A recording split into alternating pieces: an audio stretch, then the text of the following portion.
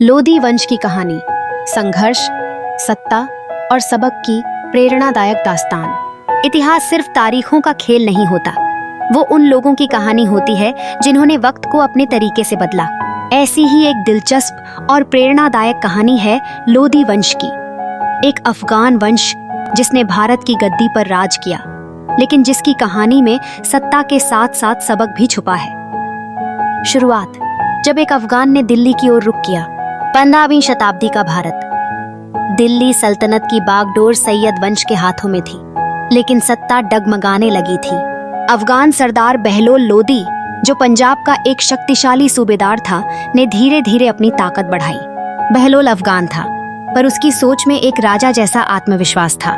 1421 में जब सैयद वंश का आखिरी सुल्तान कमजोर पड़ा, तो बहलोल ने दिल्ली की गद्दी संभाल ली और यहीं से शुरू हुआ लोदी वंश, भारत का पहला अफगान शासक वंश।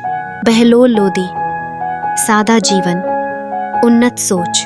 बहलोल लोदी ने सत्ता में आने के बाद भी अपना सादा जीवन नहीं छोड़ा। वो खुद को बादशाह कहलवाने की बजाय अमीर कहलाना पसंद करता था।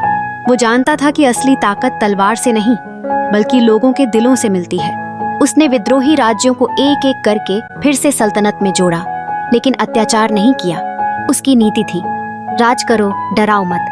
यही सोच उसे एक जनप्रिय शासक बनाती है। सिकंदर लोदी। जब दिल्ली में ज्ञान और व्यवस्था की रोशनी फैली, बहलोल के बाद उसका बेटा सिकंदर लोदी सत्ता में आया। एक ऐसा शासक जिसने शासन को सिर्फ युद्ध से नहीं, बल्कि शिक्षा, न्याय और विकास से भी मजबूत किया। उसने लखनऊ शहर की स्थापना की, कृषि व्यवस्था को सुधारने के लिए कई कदम उठाए, कवि और विद्वानों को प्रोत्साहन दिया, फारसी और हिंदी दोनों भाषाओं को सम्मान मिला। लेकिन उसकी एक कमजोरी भी थी, धार्मिक सहिष्णुता की कमी। उसने हिंदू मंदिरों को नुकसान पहुंचाया, जिससे जनता का विश्वास थोड़ा डगमगाया। फिर भी सिकंदर लोदी की प्रशासनिक कुशलता ने दिल्ली को एक संगठित और संपन्न राज्य में बदला। इब्राहिम लोदी।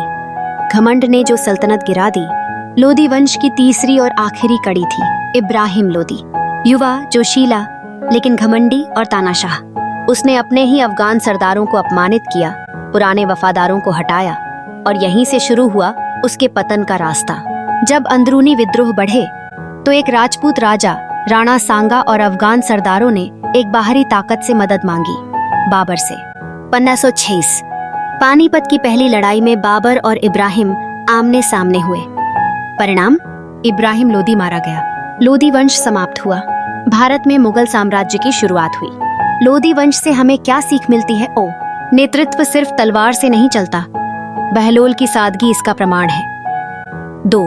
ज्ञान और न्याय से राज्य मजबूत होता है। सिकंदर लोदी ने ये करके दिखाया। 3. घमंड और अति आत्मविश्वास से पतन निश्चित है। इब्राहिम लोदी की हार इसका उदाहरण है। अंत में, लोदी वंश भले ही इतिहास का एक पन्ना बन गया हो, लेकिन उसकी कहानी आज भी हमें यह सिखाती है कि संघर्ष से सफलता मिलती है, और सफलता के बाद विनम्रता ही उसे टिकाए रखती है। ये सिर्फ इतिहास नहीं है, ये एक सीख है हर उस इंसान के लिए जो बड़ा बनना चाहता है, लेकिन सही रास्ते से।